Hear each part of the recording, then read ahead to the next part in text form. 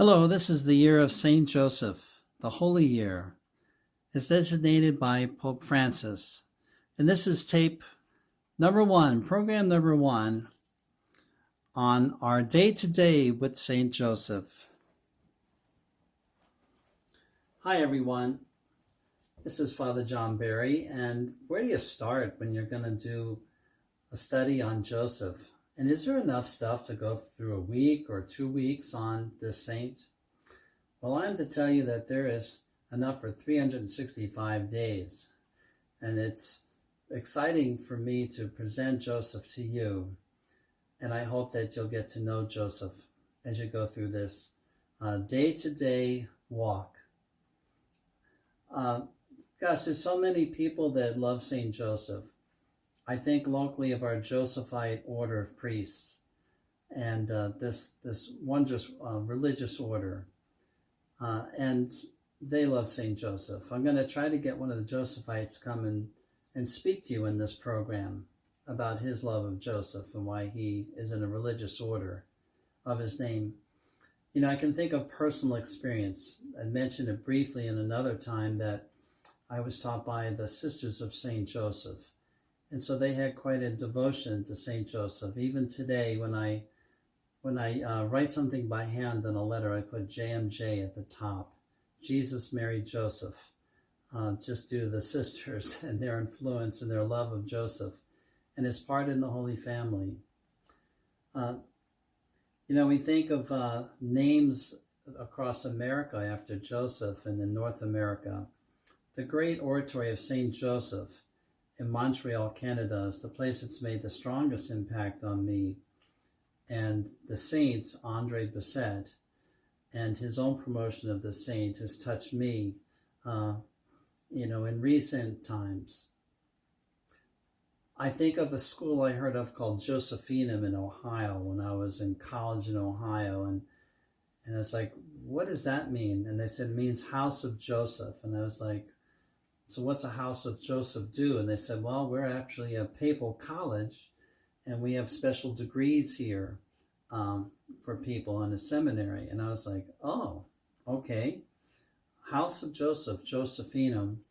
But really, we can all in some way be a Josephinum. We can all have a house like Joseph in his example, living our faith. There are places that probably got excited when they hear that it's a year of Joseph. Places like San Jose, right? Or countries like Canada that have him as their national patron get excited. Or just faraway places like St. Joseph's County, Indiana, or St. Joe's Island off of Texas, or in Quebec, where there are 8 churches named St. Joseph. People will be quite excited. In our diocese, we have 3 parishes named after St. Joseph, and that's typical. I think of Tampa, St. Pete Diocese. I was checking them out recently. They have 3 St. Joe's parishes in their diocese. Yes, he's popular coast to coast here in America and to the north and south of us in Canada and Mexico. So I think we just start with the popularity of Joseph, that through the 20 centuries, he's remained popular.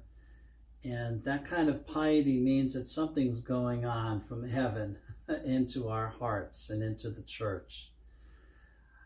I think the next thing is somebody got excited about Joseph this year. Who was it? It was Pope Francis, okay? And so I had us take a look in our last 2 bulletins. If you look on January 24th and January 31st bulletins of 2021, you'll see that I went through the document that the Pope wrote. It's about a 14-page document called Patris Corde, with a father's heart. Patris Corde, with a father's heart. And the Pope decided to write this, and he did so recognizing the 150th anniversary from when Pope Pius IX declared Joseph the patron of the Universal Church. Yeah, it was 150 years ago, up back to December 8th. And so the Pope decided that we could use Joseph's help right now the Pope had already in 2013 asked of us priests and you, the faithful, to add Joseph into all the Eucharistic prayers. He was in the Eucharistic Prayer 1, the Roman canon, but now you hear him mentioned every time after Mary in the Eucharistic prayers. That was Pope Francis' influence.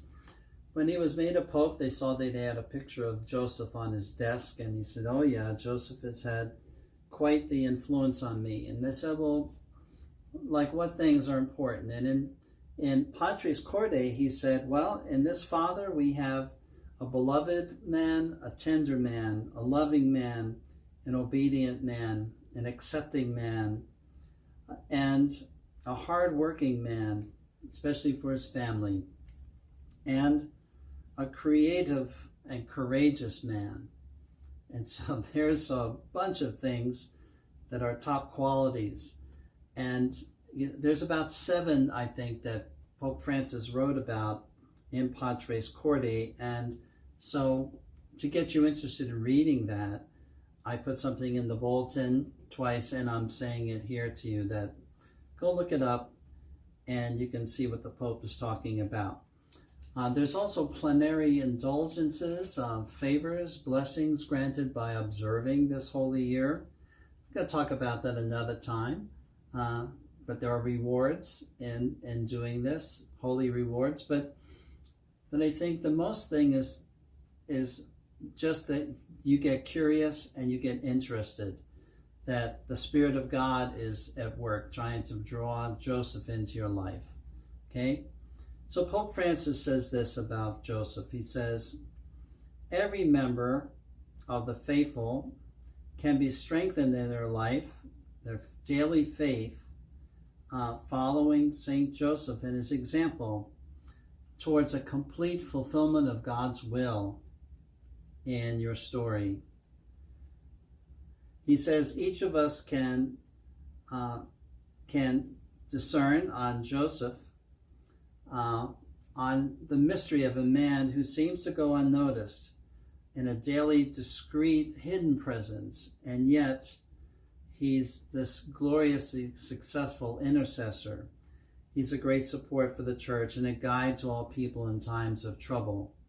So we're to get into the mystery of that. That's what Pope Francis says. So our first tape is completed, Day to Day with St. Joseph.